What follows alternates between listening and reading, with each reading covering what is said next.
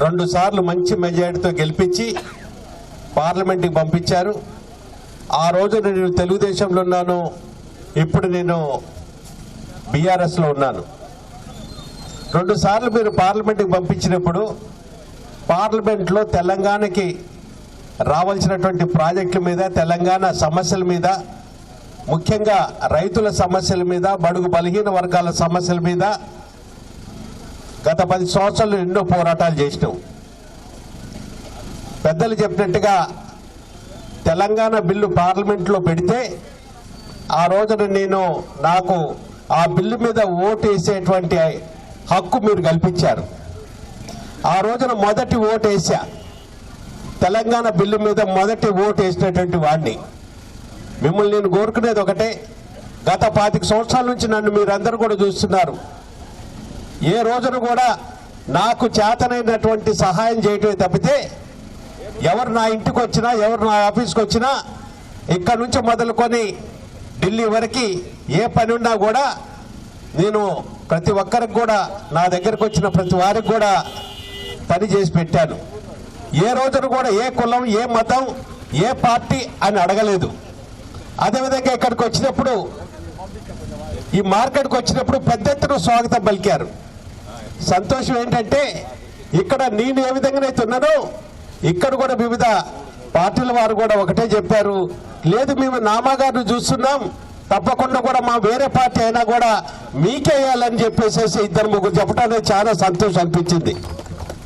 నేను మీ అందరినీ కోరుకునేది ఒకటే, నేను ఒక రైతు బిడ్డని, నేను ఒక ఖమ్మం జిల్లా బిడ్డని. మొదటి నుంచి కూడా ఖమ్మం జిల్లా అన్ని విధాలు కూడా అభివృద్ధి చెందాలని ఈ రోజు కాదు, మొదటి నుంచి కూడా నా మనసులో ఉంది.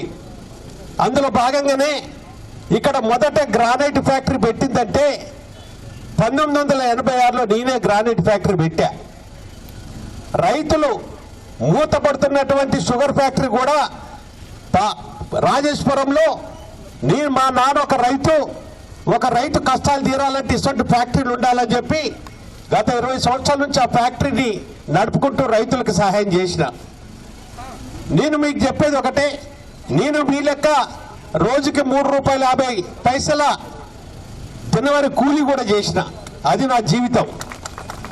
మీ బిడ్డగా మేము అందరినీ కోరుకునేది ఒకటే, ఇవాళ నా మీద పోటీకి బయట నుంచి తీసుకొచ్చారు. ఇవన్నీ కూడా మీరు ఆలోచించాల.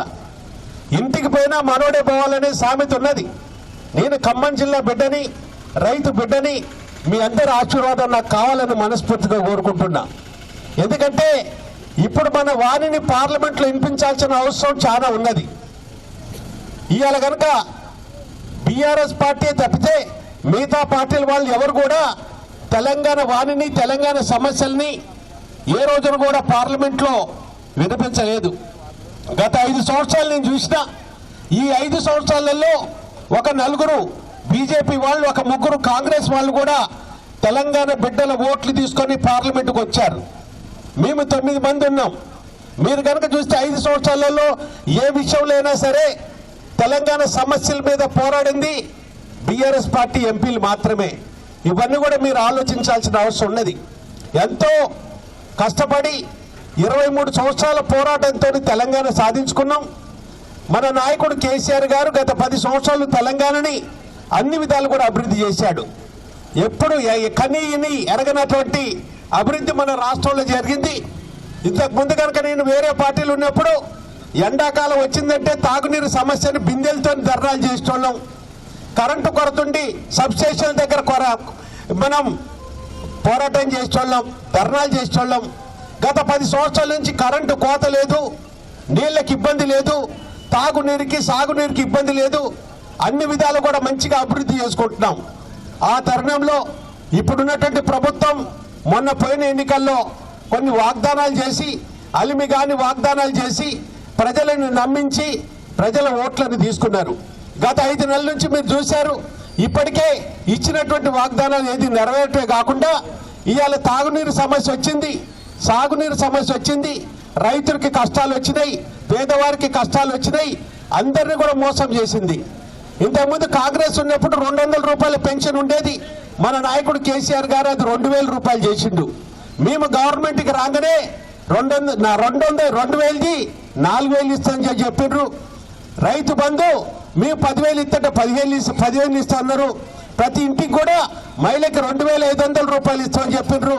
మన చదువుకునే పిల్లలకు కూడా స్కూటీలు ఇస్తామని చెప్పిండ్రు.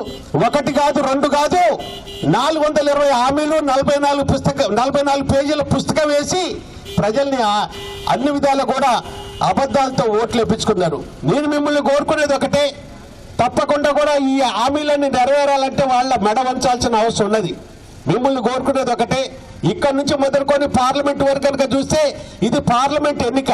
పార్లమెంట్లో మీరు చూశారు, పార్లమెంటులో కనుక పోయే వాళ్ళు ఈ యొక్క మన రాష్ట్ర సమస్యల మీద, ప్రజల సమస్యల మీద అన్ని అవగాహన ఉండి పార్లమెంట్లో మాట్లాడాల్సిన అవసరం ఉన్నది.